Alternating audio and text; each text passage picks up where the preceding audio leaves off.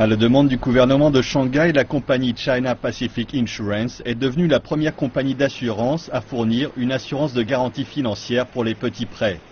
Des services similaires étaient proposés, mais seulement pour garantir le remboursement des prêts bancaires. La nouvelle assurance couvre les prêts des sociétés de petits crédits, qui constituent une source de financement vitale pour les petites et moyennes entreprises. Par le passé, les sociétés de petits crédits exigeaient la présence d'une tierce partie servant de garant avant d'accorder des prêts.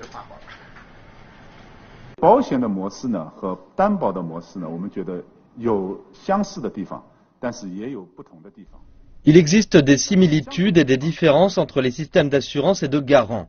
Ils suivent tous deux la loi des grands nombres. Par contre, à la différence des sociétés de prêt, les compagnies d'assurance n'exigent pas de garant car les assureurs sont financièrement plus solides en termes de gestion des risques.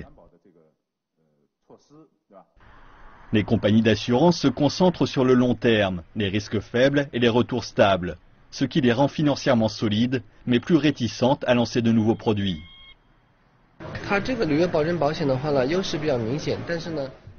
L'assurance de garantie a des avantages évidents. Elle n'a pas de procédure complexe comme pour les sociétés de garantie. Par contre, le montant de ces polices couvre est faible au stade initial.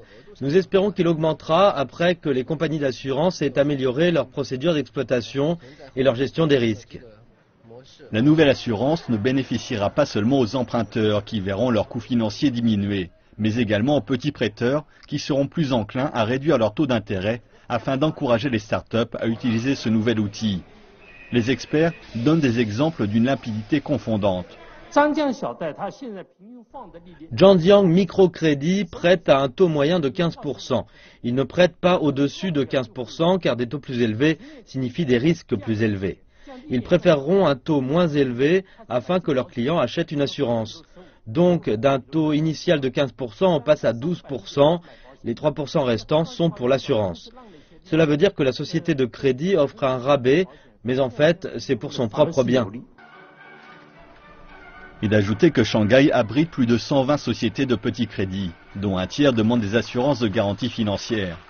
Les encours de crédit s'élevaient à 21 milliards de yuan à la fin du mois de mai, et 47% de cette somme était garantie par des tiers. Actuellement, une société peut assurer jusqu'à 300 millions de yuan de prêts. Une goutte d'eau, donc, comparée aux encours totaux. Mais cette somme pourrait être revue à la hausse une fois le système bien rodé.